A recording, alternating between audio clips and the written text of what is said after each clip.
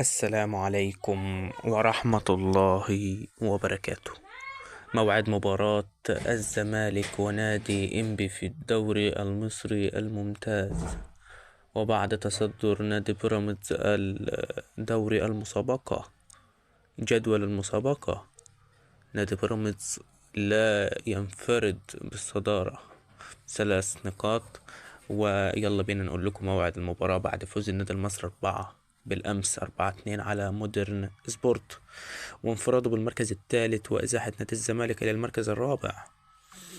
موعد مباراة الزمالك وإنبي إن شاء الله الثلاثاء اليوم الساعة 9 مساء بعد صلاة العشاء والتراويح. كل عام وأنتم بألف خير، والسلام عليكم ورحمة الله وبركاته.